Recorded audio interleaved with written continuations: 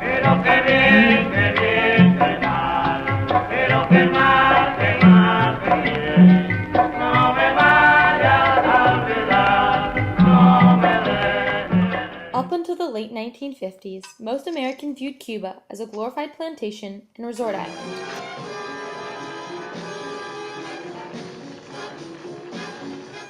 When Fidel Castro's revolutionary forces rolled into Havana in 1959, this image of Cuba was forever shattered.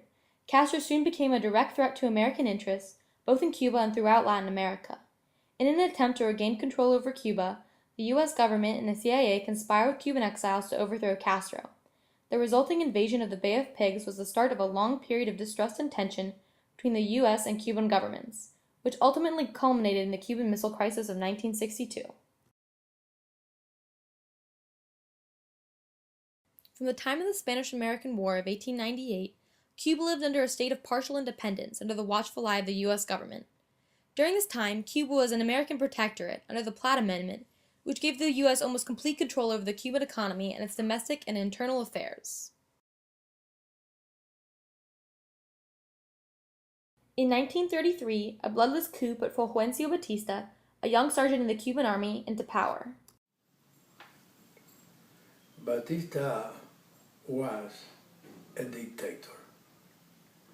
He took over a government that was elected by the people in good elections, honest elections. For the next 25 years, Batista ruled Cuba through a succession of puppet presidents.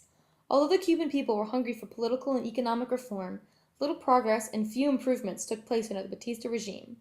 During this time, Castro grew into a young man. While studying at the University of Havana, he became actively involved in nationalist and anti-imperialist movements. He soon joined the Party of the Cuban People, a socialist political party, and began to participate in political protests.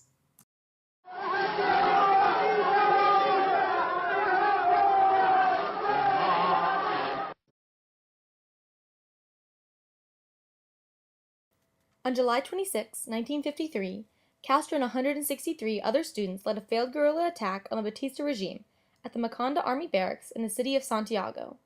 Most of the revolutionaries were captured and killed.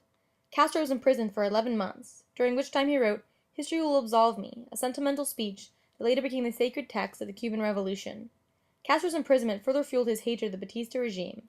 After he was released, Castro fled to Mexico to gain support for the Cuban Revolution by recruiting revolutionaries and securing sponsors.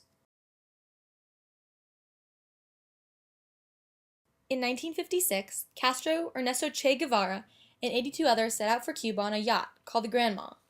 Upon arrival, they launched a second attack against the Batista regime.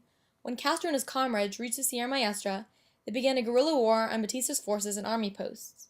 When government troops retaliated by attacking and interrogating members of the middle class, Castro's main supporters, Batista began to lose the support of the Cuban people, who now sided with the revolutionaries.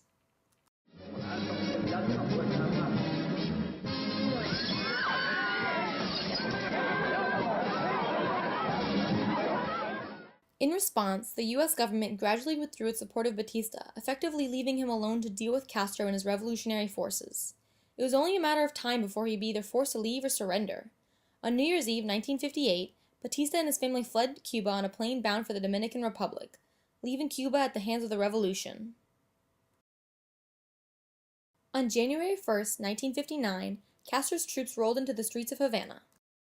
January the 1st, that he came into Havana, I was taking my formal wedding picture with a very good photographer, and there were crowds of people on the street waiting for him to pass by. And whenever people started screaming, "Fidel is coming, Fidel is coming," the photographer would leave me in pose or anything, because he would go outside with a camera. He wanted to film the people passing. In May of that year, Castro passed the Agrarian Reform Law, which enabled the Cuban government to appropriate large amounts of privately owned land. This law also forbid foreigners from owning property in Cuba, and as a result, many American companies lost their estates and plantations. In an attempt to squelch any potential dissent, Castro also launched a propaganda campaign to control the thoughts and actions of the Cuban people. they were taking over everything we had, including our way of thinking. The U.S. feared that the Agrarian Reform Law was the first step toward communism and soon began to train Cuban exiles for a possible intervention. When Kennedy became president, he was initially hesitant about interfering with Cuban affairs. After finding himself pressured to take action, Kennedy gave permission to attack Cuba.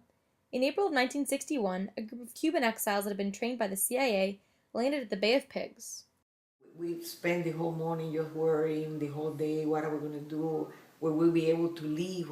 Are they going to bomb this place? Unfortunately, this beach on the southern coast of Cuba was a place Castro knew well.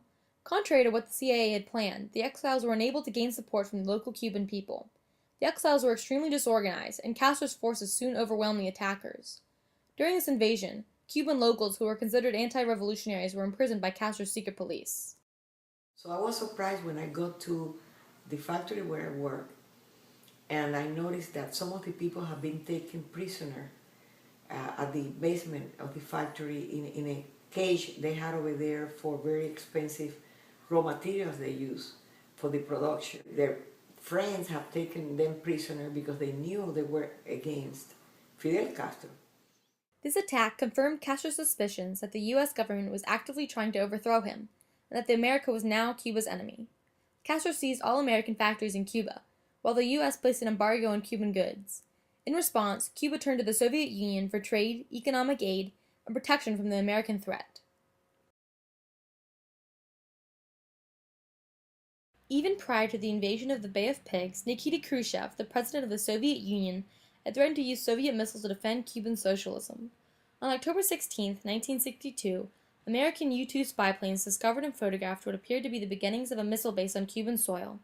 When it became clear that the Soviet Union was indeed building a missile base potentially aimed at the U.S., Kennedy used the American Navy as a blockade to prevent further shipment of missile supplies into Cuba. As Kennedy and Khrushchev exchanged many tense letters, the world watched in suspense and hung on the brink of nuclear war. Eventually, President Khrushchev agreed to remove the missiles from Cuba, but only after the U.S. removed the blockade and promised to never again interfere with or to attempt to overthrow the new Cuban government. Ironically, Cuba finally gained its freedom from the U.S., only to become dependent on its new protector, the Soviet Union.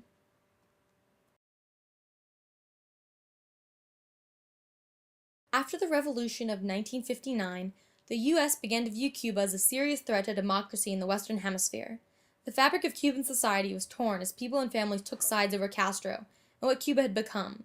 Those who opposed the new Cuba left their homeland and way of life to escape from Castro and his policies. We were looking for free enterprise, development, and freedom. And Fidel Castro offered Cuba the opposite of these three elements. I don't think that he achieved any of the promises that he had. He promised one thing and gave us another thing. The invasion of the Bay of Pigs and the Cuban Missile Crisis were the results of political paranoia and protective maneuvers by the U.S. and Cuban governments. The U.S. government's reaction to the Cuban Revolution and Castro's economic, political, and social reforms forever poisoned the relationship between these two countries, a legacy that remains to this day.